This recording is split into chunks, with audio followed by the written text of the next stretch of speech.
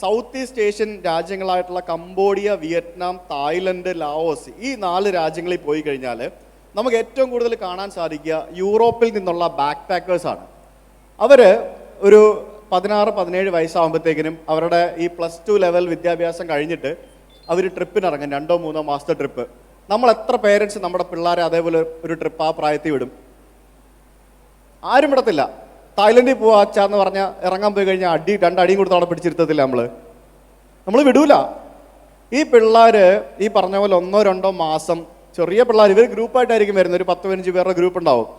അല്ല, ഒരു 18+ ഒക്കെ ആയിരിക്കും കൂടുതലും. 18 താഴെയുള്ള ആൾക്കാർ കുറവാണ്, എന്നാലും 18+ ഒക്കെ ആയിരിക്കും കൂടുതലും.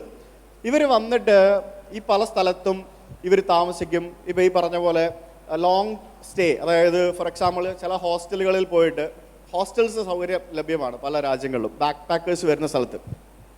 അപ്പോൾ ഇവർ ഹോസ്റ്റലിൽ താമസിക്കും.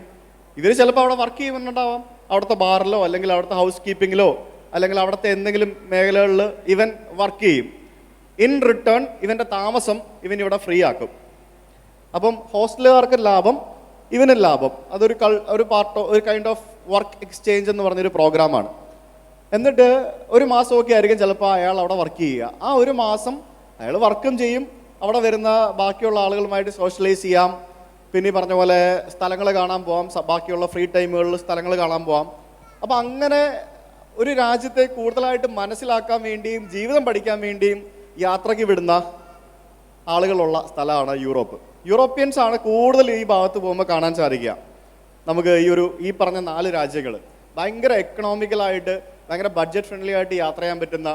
ഈ തായ്ലൻഡ് എന്ന് പറയുന്നത് നിങ്ങൾ വിചാരിക്കുന്ന പോലെ അത്ര മോശം സ്ഥലമൊന്നുമല്ല. Thailand is a very beautiful place.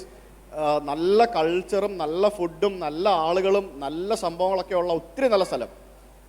അപ്പോൾ അങ്ങനെയുള്ള പല എക്സ്പീരിയൻസുകൾക്കും വേണ്ടി ഈ പ്രായത്തിലുള്ള കുട്ടികളെ പറഞ്ഞു വിടണമെന്നാണ് ഞാൻ പറയുന്നത്.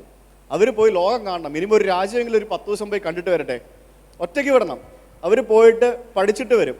അത് കാര്യങ്ങൾ പഠിച്ചിട്ട് വരുമ്പോഴത്തേക്കിനും പിള്ളേർ കുറച്ചുകൂടെയൊക്കെ ഡെവലപ്പ് ആവും. അത് ഇന്ത്യക്കകത്ത് വിടണം.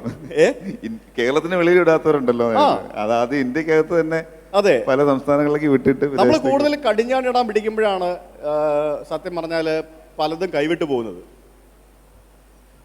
സാറേ, ഈ വിദേശ രാജ്യങ്ങളിൽ പോയിട്ട് അവിടുത്തെ സിറ്റിസൺ എടുത്തിട്ട് അവിടെ സെറ്റിൽ ആവുന്നതിന് സാറിന്റെ അഭിപ്രായം? എനിക്ക് കേൾക്കുന്നില്ല പ്രോപ്പറായിട്ട്. ഇവിടെ വിദേശ രാജ്യങ്ങളിൽ പോയിട്ട് അവിടെ സിറ്റിസൺ ആവുന്നതിന്റെ അഭിപ്രായം എന്താണെന്ന്? അതേപോലെ വിദേശത്ത് പോയിട്ട് പാർട്ട് ടൈം ജോലി ചെയ്ത് പഠിച്ച് അവരെ ഫീച്ചർ എങ്ങനെയായിരിക്കും സാറിന്റെ അഭിപ്രായത്തിൽ?